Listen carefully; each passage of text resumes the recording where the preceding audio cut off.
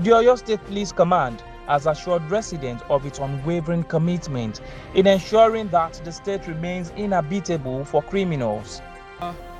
SUL 982.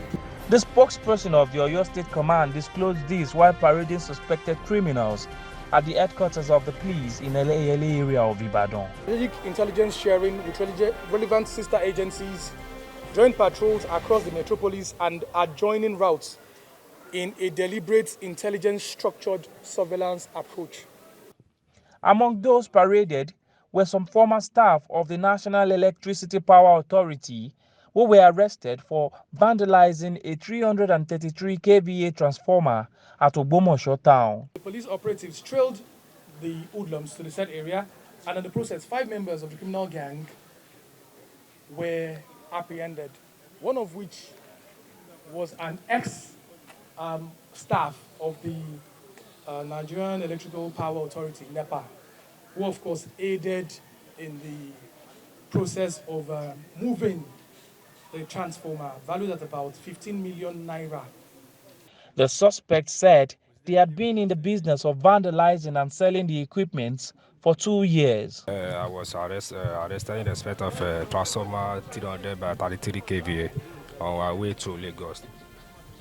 I've been in this business since 2 years. This is my... The effects of the COVID-19 pandemic on communities and households has continued to linger, and the Nigerian government has set up mechanisms to cushion this effect. One of this is the FCT COVID-19 Action, Recovery and Economic Stimulus Program, which aims to give out grants to vulnerable households and small-scale businesses. This livelihood grant flag-off ceremony is to distribute debit cards to thousands of beneficiaries under the FCT Cares Intervention Program by the government. The government has perfected to do in response to what the pandemic left behind is to support financially, to equip us with all that is required as basic necessities for sustainable growth, development and a healthy living. This, in a way, is a scaling up of the federal government social investment program, thereby providing safety nets to the vulnerable. For us in the FCT, and under the able leadership of our Honorable Minister of State, the program has been domesticated and codenamed FCT Cares. We have 2 categories of beneficiaries. Social transfer, which is 3,650 beneficiaries, and then livelihood grants, which is 1,404 beneficiaries.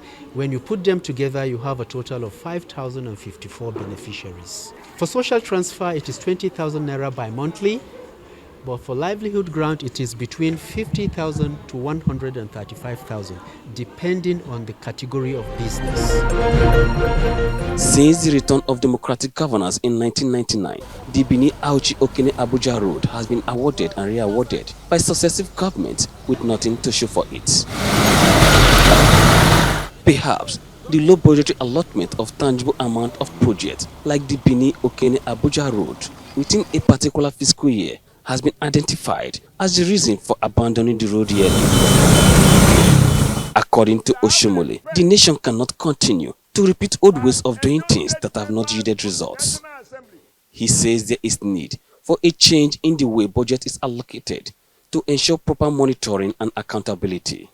I will expect that Edo State members of the National Assembly and Kogi State members of the National Assembly and even Delta State members of the National Assembly, both Senate and Reps, the most important constituency project must be to ensure that we review the current mode of budgeting such that from President Obasanjo to Yaradua to Jonathan and now to President Buhari, the Abuja Road dualization to Benin is still not completed. Why should we have a budgeting system that you put small token on a road that should have taken 3 or 4 years to complete is not completed in 50 years because people are putting token money for each contractor. And that is the mess you have in Ecuador.